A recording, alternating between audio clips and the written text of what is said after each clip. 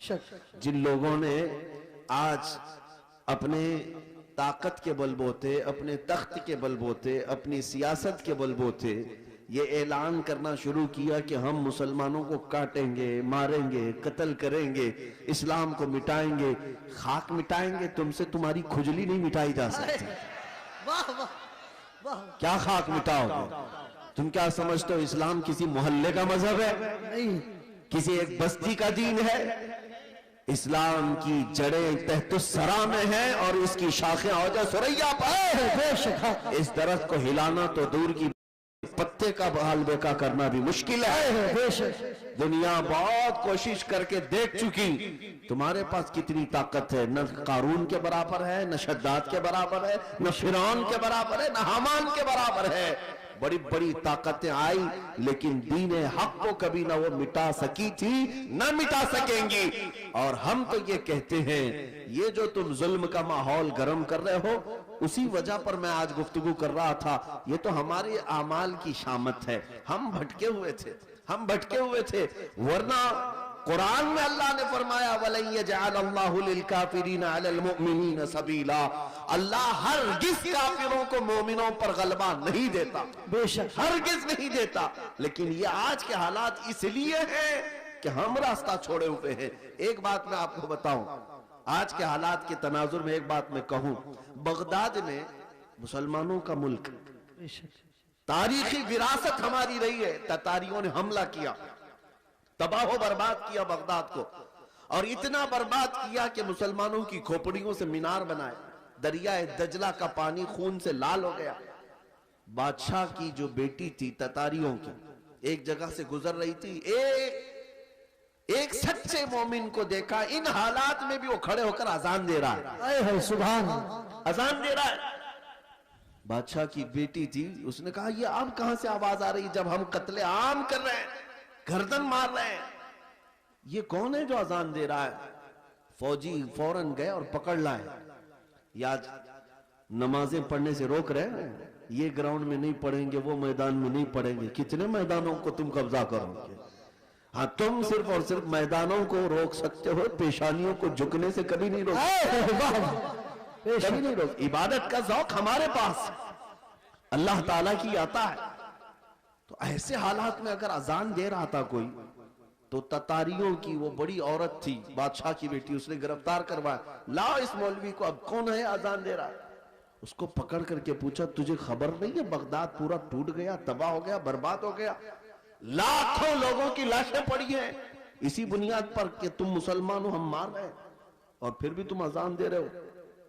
उस नेक व सालेह आलिम रब्बानी ने कहा, हाँ सब नजर आ रहा है लेकिन मुझे मेरा रब भी है, मेरे लिए मेरा रब भी है।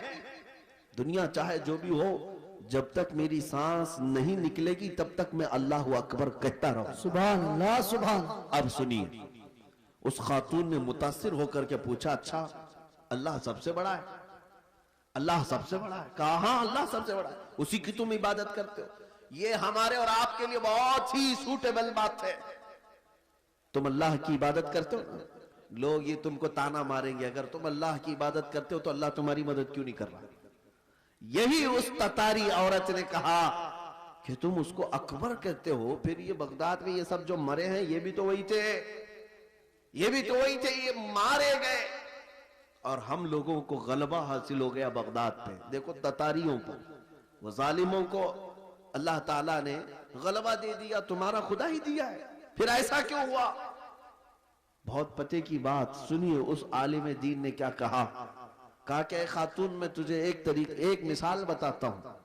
तुमने देखा होगा कि भेड़ बकरियां पालने वाला कोई चरवाहा बकरियां लेकर के चलता रहता है, रास्ते पर चलता है, होता होगा ना आपके यहां भी रेवड़, जी जी, बकरियां चलती रहती हैं, लेकिन बकरियां पालने वाला साथ में कुत्ता भी पालता है। बेशक। बकरी और कुत्ते का क्या लेना देना, कौन सा ताल्लुक है?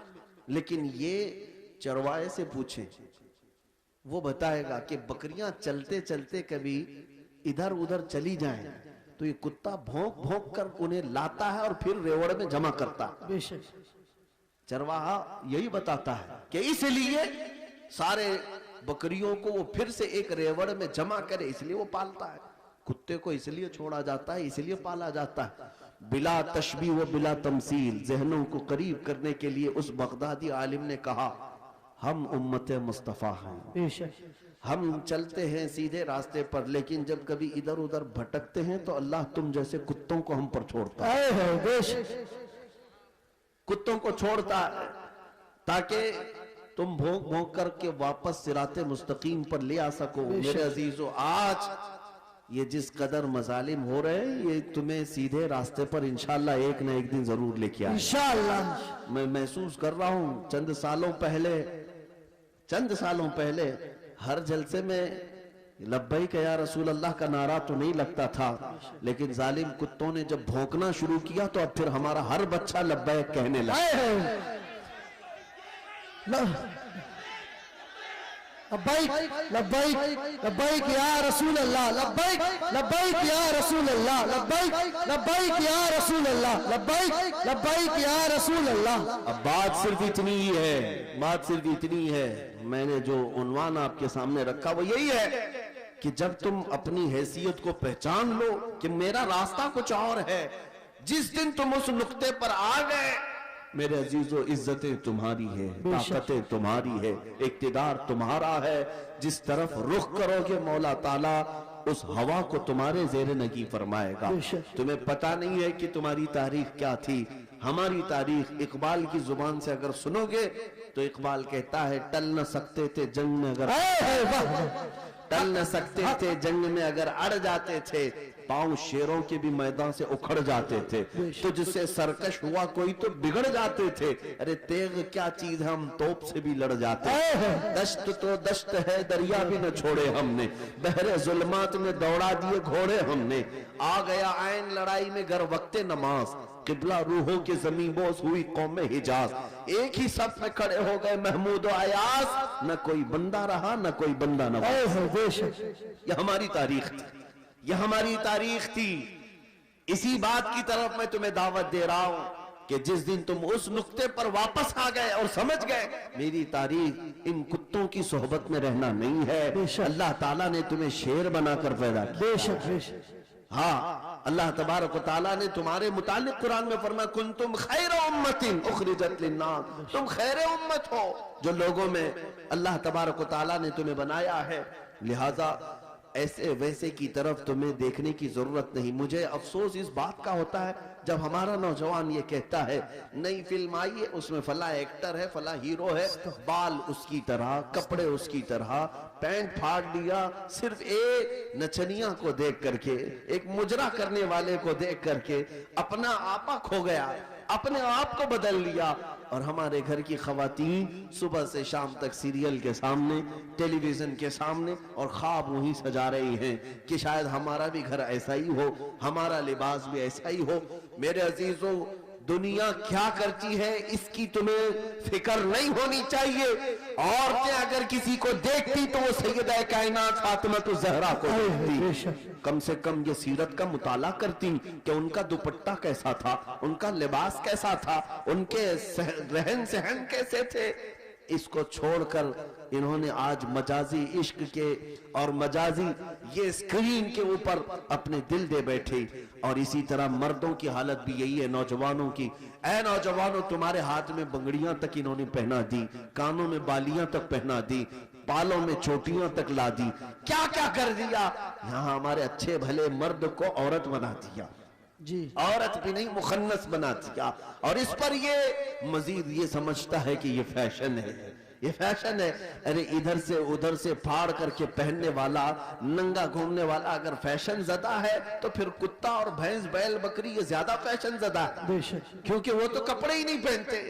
अगर नंगा होना ही फैशन है तो जानवर सबसे बड़े फैशनेबल है। मेरे अजीजों, जंगली दुनिया को न देखो, जो जंगल राज बनाना चाहती हो उनको ना देखो। अगर तुम्हें जिंदगी के ईमान के मजे लेना है तो मदीने वाले की तरफ नबी पाक सल्लल्लाहु ताला अलैहि वसल्लम के अखलाक से बढ़कर किसी के अखलाक है नहीं, उनसे बेहतर किरदार किसका हो सकता है।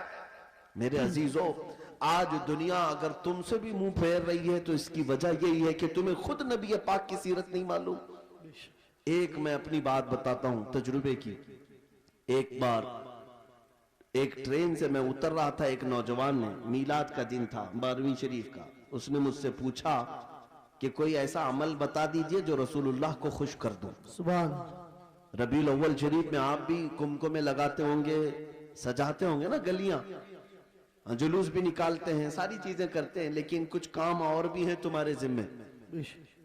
स्टेशन में थे, रेलवे स्टेशन से उतर रहे थे, मैंने उस नौजवान से कहा बेटा अगर कुछ करना है तो देखो हम स्टेशन पे हैं, जाओ कोई बूढ़ा या कोई कमजोर हो जिसका सामान भारी हो तो उठा लो, ये मेरे नबी पाक के अखलाक, हुजूर की सुन्नतों में से और हुजूर के अखलाक करीमाना में से ये बात थी। मक्का में हुजूर इस बात पर मशहूर थे कि अगर कोई बूढ़ा सामान उठाकर जा रहा होता, नबी पाक खामोश नहीं खड़े होते, उसका सामान अपने कंधे पे ले लेते। हाँ, हुजूर अकरम सल्लल्लाहु तआला अलैहि वसल्लम के मुताल्लिक हजरत खदीजतुल कुबरा रज़ियल्लाहु तआला अन्हा ने भी ये फरमाया कि आप बूढ़ों का, कमजोरों का बोझ उठाते हैं, अल्लाह आपके साथ बुरा कभी नहीं फरमाएगा। मेरे अजीजों, मैं आपको एक तजुर्बे की बात बता रहा हूं। वो नौजवान गया ढूंढते हुए, एक बूढ़ी औरत उतर रही थी 2 बड़ी थैलियां लेकर, उसके पास गया कि अम्मा जी ये मुझे दे तो मैं पहुंचा दूंगा आप तक। पहली बात में जाहिर सी बात है अजनबी को कौन सामान देगा। उसने मना किया कि भाई छोड़ दो, मेरा सामान मुझे ले जाने दो।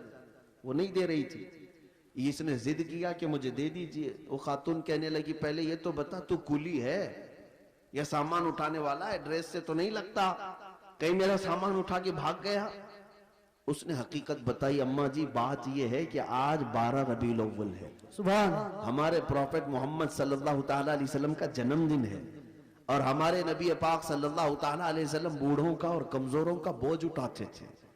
उनकी ये आदत थी, मैं चाहता हूं कि उनकी वो अदा पर मैं अमल करके उनको खुश कर दूं। सुभान सुभान। उस औरत के दिल पर ये बात लगी। वो नॉन मुस्लिम थी, नॉन मुस्लिम थी। उसने सामान उठा लिया, जहां तक जाना था वो खातून के साथ गया, टैक्सी किया और भेज दिया, नंबर शेयर कर लिए थे। वो औरत चली गई सामान लेकर। मेरे अजीजों, 6 महीने गुजर गए इसी तरह से। वो नौजवान मुझसे कहता है कि मुझे तो खबर नहीं थी, बात आई गई हो गई, एक बार इस तरह से किसी की मदद कर लिया, लेकिन 6 महीने के बाद वो एक खातून जो क्रिश्चियन थी, वो फोन करके कहती है कि बेटा क्या हाल चाल है, तुझे याद है हम स्टेशन में मिले थे और तू मेरा सामान उठाया था। कहा हाँ अम्मा जी याद है। कहा कि पिछले 6 महीने से मैं तेरे नबी की सीरत ही पढ़ रही हूं। सुभान अल्लाह, सुभान सुभान। तूने मुझे उनकी तरफ डाइवर्ट कर दिया और हर दिन उनकी बात पढ़ती हूँ तो मजा कुछ और ही आता है, सुभान, लुत्फ कुछ और ही आता है। अजीज़ाने गिरामी वक़ार, आज भी दुनिया तुम्हारे नबी को अगर पहचानेगी तो तुम्हारे अखलाक से पहचाने, बेशक, सुभान, तुम्हारे किरदार मानो अपने नबी पाक। लिहाजा तुम्हारे ये जिंदगी गुजारने के तौर तरीके ऐसे नहीं होनी चाहिए कि दुनिया तुमको देख करके ये कहे ये निहायत गंदे रहने वाले कहां किस दीन की तरफ बुलाएंगे। न इनके यहाँ पाकीज़गी है, न तहारत है, न सफाई है। आज नशा अगर कहीं बिकता है तो लोग तुम्हारी तरफ इशारा करते हैं। पता पूछो कि नशा कहाँ मिलता है तो मुसलमान मोहल्लों की तरफ इशारा कर देंगे। करते भी यही हैं, बेचते भी यही हैं। और मेरे अजीजों, सबसे ज्यादा जराइम कहाँ होते हैं? लोग तुम्हारी तरफ इशारा करने लगते हैं। मैं ये नहीं कहता कि हम जराइम पेशा हैं, लेकिन तुम गैरों की साजिशों के नजर हो गए। एक बादशाह ने अपने वजीर से पूछा था, मेरी कुर्सी लंबी देर तक मुझे कायम रखना है, क्या करूं? वजीर चालाक था, उसने कहा रोज रोज नई स्कीमें देते रहोगे, खाएंगे फिर पूछेंगे तुम्हें कि फिर नई स्कीम क्या आई है। कहा अगर लंबी देर तक अपनी कुर्सी कायम रखना चाहते हो तो एक ही काम है, अपनी पूरी रियाया को नशा खिलाना शुरू कर दो। चरस, भंग, सारी चीजें इनको पिलाने की आदत डाल लो। बादशाह ने पूछा ऐसा क्यों? कहा जब ये सब नशेड़ी हो जाएंगे तो कब तुम्हारी कुर्सी की तरफ देखेंगे जी। उनको उनका नशा मिल जाएगा, बस वो सोचेंगे भी नहीं कि कौन हुकूमत कर रहा है, कौन कुर्सी पे बैठा है जी। इस फार्मूले पर दुनिया आज भी अमल करती है जी। अगर हक बात कोई जमात दुनिया में करती है तो वो मेरे मुस्तफा के गुलामों की जमात। बेशक बेशक। दुनिया को ये पता है कि ये अगर उठ गए तो कुर्सियां भी हिलाते हैं। बेशक। ये अगर उठ गए तो हक बात के ऐलान के लिए अपनी गर्दनें भी लुटा देते हैं, कटा देते हैं। इसलिए पूरी दुनिया ने ताकत ये लगाई कि इनके मोहल्लों में नशा ज्यादा रहे, इनके मोहल्ले में अय्याशी ज्यादा रहे। ये सारे फैशन कहां से शुरू किए जाते हैं आपको पता है? आज सऊदी अरब पूरी दुनिया का टारगेट बना हुआ है। इजराइल वहां उतरा हुआ है, अमेरिका वहां उतरा हुआ है, रशिया, यूके सब वहां उतरे हुए हैं। हम तो उसे मरकज इस्लाम मानते हैं, मक्का मुकर्रमा और मदीना तैयबा होने की वजह से, इसलिए नहीं कि बादशाही हुकूमत है। लेकिन जिनको पूरी दुनिया में अपने फैशन फैलाना था फैला देते, लेकिन अरब में क्यों गए? इसलिए कि उन्हें पता है, बहुत जमाने पहले इकबाल ने कहा था, यूरोप अगर किसी बात से घबराता है ना मुसलमानों से, तो किस बात से? ये फाका कश मौत से डरता नहीं जरा, रूहे मोहम्मदी इसके बदन से निकाल दो, रूहे मोहम्मदी इसके बदन से निकाल दो। अरब को देख करके अजम के तखय्युलात इस्लाम को हिजाज और यमन से निकाल दो। ये इकबाल ने बहुत पहले 100 साल पहले कहा था। आज उस पर दुनिया अमल कर रही है। पूरे सऊदी को यहूदी बनाने में कोई कसर नहीं छोड़ी जा रही। डांस क्लब वहां आज सैकड़ों सिनेमा हॉल खोल दिए गए सऊदी अरब में जी। मक्का मुकर्रमा और मदीना तैयबा में बाजारों में नशा पहुंचा दिया गया जी। मैंने खुद देखा है, अगरचे वहां पर मौत की सजा रखी गई, लेकिन वहां तक भी पहुंचा दिया। नशा का मतलब सिर्फ सिगरेट बीड़ी की बात नहीं कर रहा हूं, कोकेन, अफीम, हेरोइन जैसी नशा की चीजें पहुंचा दी गई। नंगेपन को रिवाज दिया जा रहा है। नई नई बीच बना करके समंदर के किनारे नंगे जिस तरह लेटते हैं, दुनिया ये चाहती है कि मोहम्मद अरबी के गुलाम भी इसी तरह नंगे लेटे। अल्लाह, वो हदीस सादिक आ गई, मेरे आका ने फरमाया था, यूशकु अन तदाअ अलैकुमुल उमम कमा तदाअल अकिलतु इला क़ुसअतिहा। हुजूर फरमाते हैं, करीब एक जमाना आएगा, तुम देखोगे सारी कौमें मेरी उम्मत पर झपट पड़ेंगी जैसा भूखा बर्तन पे झपटता है। ये सब के टारगेट हम ही बने हुए। आज अखलाक तुम्हारे अंदर से निकालने के लिए क्या क्या किया जा रहा है जानते? ये इंटरनेट इस तरह से आसान करके तुम्हारे हाथों में दिया गया और नौजवान को आजादी के नाम पर खुला छोड़ दिया गया। नौजवान लड़का हो कि लड़की हो, इसे खबर भी नहीं है कि तुम्हारे हाथ में एटम बम की तरह से एक हथियार आया है। ये हो सकता है दुनिया को न तबाह करे, लेकिन तुम्हारा ईमान और अखलाक मुकम्मल तबाह कर रहा है। एक दो नहीं, सैकड़ों नौजवानों के मैसेज मेरे पास है जिन्होंने 25 से 30 साल के बीच में ही अपनी जवानी बर्बाद कर ली। क्या करते क्या थे? इस मोबाइल की दुनिया में दाखिल होकर उन्हें ऐसा लगता है अब कोई नहीं देख रहा है, पोर्नोग्राफी करते रहो, बेहयाई की फिल्में देखते रहो, नंगी तस्वीरें देखते रहो।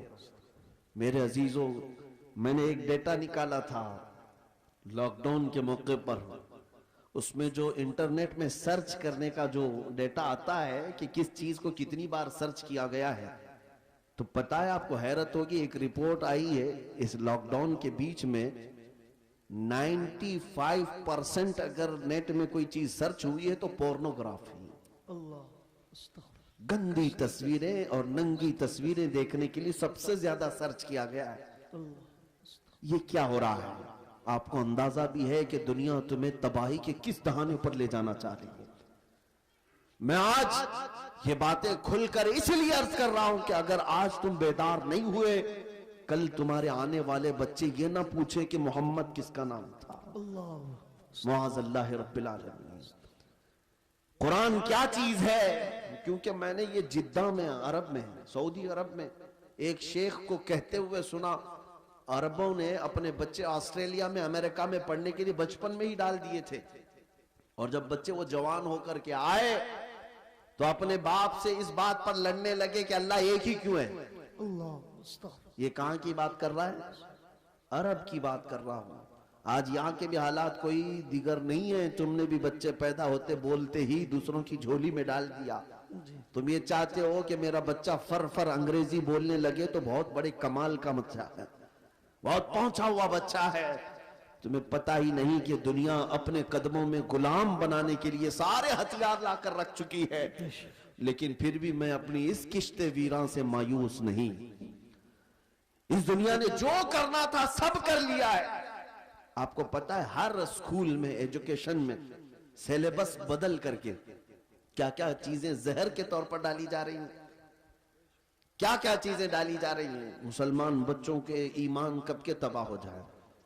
एक स्कूल के एक किताब मेरे पास लाई गई थी, काफी साल हो गए, जिसमें चौथी या पांचवी की या तीसरी की, उसमें इंग्लिश में एक पोएम थी जिसका मतलब ये होता था कि खुदा कभी कभार उतरता है, इंग्लिश में गॉड उतरता है और बीच पर नाचने वालियों को गौर से देखता है, कभी वाइन पीता है, नाउज़ बिल्लाहि मिन ज़ालिक।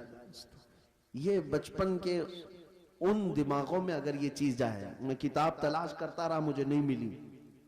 किसी साहब ने कहा था कि कोई टीचर ये पढ़ा रही थी स्कूल में। अगर यही सारे मामलात रहे तो मेरे आका की वो हदीस भी सादिक आती, कुल्लु मौलूदिन यूलदु अलल फितरा व अबवाहु युहव्विदानिही औ युमज्जिसानिही औ युनस्सिरानिही।